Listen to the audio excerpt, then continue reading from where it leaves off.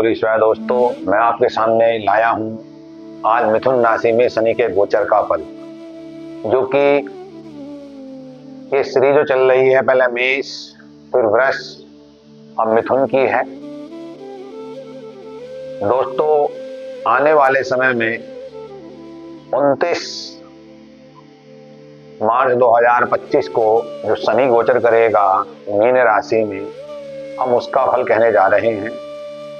दोस्तों, अगर किसी कुंडली में शनि मीन राशि में है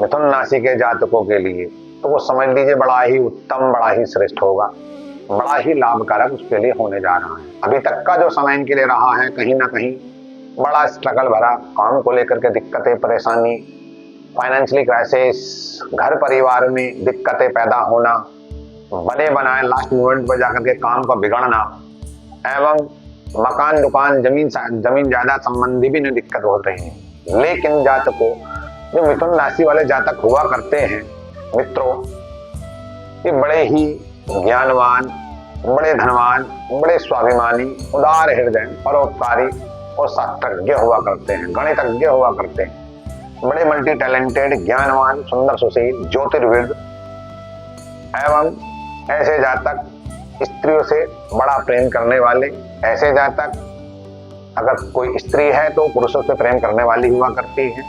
ऐसे जातक जो हुआ करते हैं वाक पटुता में बड़े ही चतुर और चालाक हुआ करते हैं। वाणी इनकी बड़ी मीठी, बड़ी सुंदर और सब पर अपना प्रभाव डालने वाले, वाणी के आधार पर ऐसे जातक जो हुआ करते हैं मिथुन राशि वाले, बड़े कांतिमान, उच्च स्तरीय विद्वान, राजा द्वारा सम्मान्य प्राप्त, और राजाओं के साथ संग रहने वाले, राजाओं के साथ बैठने वाले। राजा तो दोस्तों रहे नहीं, लेकिन आजकल के राजा जो पॉलिटिशियन हुआ करते हैं, नेता, पक्ष हो या प्रतिपक्ष हो, एमएलए हो या एमपी हो या चेयरमैन हो या कोई पार्षद हो, ये सब आजकल के परिवेश में राजा ही है। ऐसे जातक जो हुआ करते हैं मिथुन राशि वाले जातक, ये बड़े ही धर्मात्मा हुआ करते हैं, पुत्रवान हुआ करते हैं, हर प्रकार के सुख उनको प्राप्त हुआ करते हैं। दोस्तों, ऐसे जातकों का जो शरीर की बनावट जो हुआ करती, बड़ी सुंदर शरीर हुआ करता, व्यवहार में बड़े ही कुशल हुआ करते हैं, मधुर भाषणी, और ऐसे जातक पुण्यवान भी हुआ करते हैं। पुण्य करने में बड़ा जो है इनको जो है आनंद मिलता है, बड़े भाग्यवान, सत्कर्म में रत रहने वाले। ऐसे जातक दीर्घ आयु और शत्रुओं पे भी जो है प्रेम वाला व्यवहार करने वाले हुआ करते हैं। ऐसे जातकों का दोस्तों विवाह के उपरांत अधिकतर जो है इनका भाग्य होता देखा गया है। तो आइए चलते हैं दोस्तों अपने विषय की ओर। जब 29 मार्च 2025 को शनि गोचर में मीन राशि में आएगा, तो मिथुन राशि वालों के लिए समझ लीजिए लॉटरी लगने जा रही है। इनकी राशि से शनि जो है दसम भाव में होंगे, और दसम भाव में शनि को जो है बड़ा अच्छा माना गया है। दसम भाव में तो हालांकि कोई सा भी ग्रह क्यों ना हो, अधिकतर वो अपना 100% अच्छा ही फल देता है, चाहे मालिक को कहीं का क्यों ना हो। अब जैसे दोस्तों दसम भाव में शनि जाकर के बैठेंगे, यहाँ पर आ जाएंगे, मिथुन राशि है, तो इसकी मिथुन राशि वाले के लिए ये घर जो बनेगा 10वां घर बनेगा। तो ऐसी स्थिति में शनि की तीसरी दृष्टि पड़ेगी 12वें घर पर। तो ऐसी स्थिति में ऐसे लोगों को अपने काम के प्रति, अपनी नौकरी के प्रति स्थान परिवर्तन, प्रमोशन, आउट ऑफ इंडिया जाने के अवसर ज्यादा प्राप्त होंगे। ऐसी स्थिति में जातकों को या जातिका को मंथली स्केल बढ़ेंगे, जो प्राइवेट सेक्टर में है तो, सरकारी सेक्टर में है तो।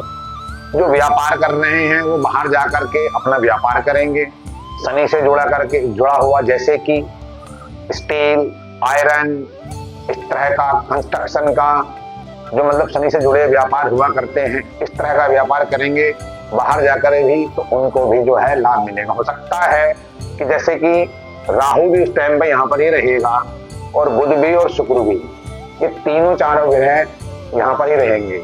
उसकी दूसरी बात यह है कि उस टाइम पे सूर्य भी यहाँ पर होगा, और हो सकता है कि चंद्रमा भी यहाँ पर विराजमान हो। क्योंकि बुध तो जो है मिथुन राशि में मई के महीने में 14 मई को जो है फर्स्ट हाउस में आ जाएंगे। देवगुरु बृहस्पति वृष राशि से चल करके जब फर्स्ट हाउस में आएंगे तो इनके जीवन में पद सम्मान प्रतिष्ठा की प्राप्ति होगी।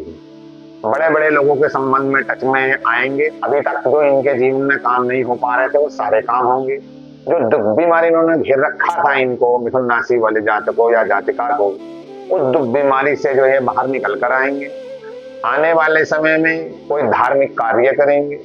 जिस किसी स्त्री या पुरुष का विवाह नहीं हो पा रहा था, देवगुरु बृहस्पति जब फर्स्ट हाउस में आएंगे तो विवाह के लिए उनके पास प्रस्ताव आएंगे या ये प्रस्ताव लेकर के जाएंगे, जो कि इनके प्रस्ताव सक्सेसफुल सफलता उसमें जो है इनको प्राप्त होगी, जिन कार्यों में आज तक इनको सफलता प्राप्त नहीं हो पा रही थी। शनि का संबंध फिर जो फोर्थ हाउस से पड़ेगा, फोर्थ हाउस में बनेगा, जो कि भूमि से संबंधित रिलेटेड जो इनके काम नहीं हो पा रहे थे, या मकान कोई रुका पड़ा था बना बनाया, आधा मकान बना के छोड़ दिया था, या किसी प्रकार का वाद विवाद चल रहा हो भूमि पर मकान पर, तो वो इनका कार्य अब होगा। जबकि शनि की दृष्टि जो है कहीं ना कहीं विच्छेद करने वाली हुआ करती है, लेकिन ये क्षेत्र जो कहलाता है दोस्तों शनि का ही क्षेत्र कहलाता है। जिस कारणवश अगर किसी के पास एक मकान या एक भूमि होगी, फ्लैट प्लॉट वगैरह होगा, तो उसके पास अब जो है एक से अधिक संख्या में होने की संभावना बढ़ जाएगी। लेकिन दूसरा इसका एक पक्ष ये भी है कि कहीं ना कहीं माता पिता के स्वास्थ्य में कमी होती दिखाई दे रही है। उसके बाद शनि की दृष्टि पड़ेगी सप्तम भाव पर।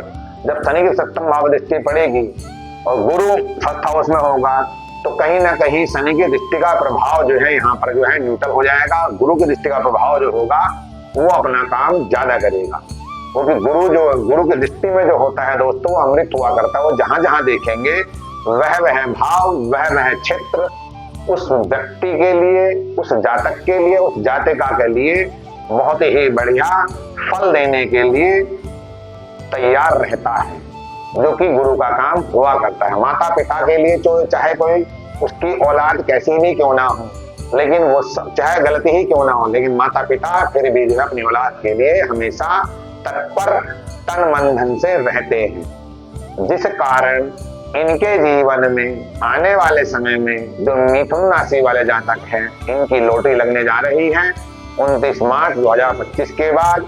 इनको जिस कार्य पिछले कुछ समय से सफलता नहीं अर्जित हो पा रही थी, सारी सफलता अर्जित होगी।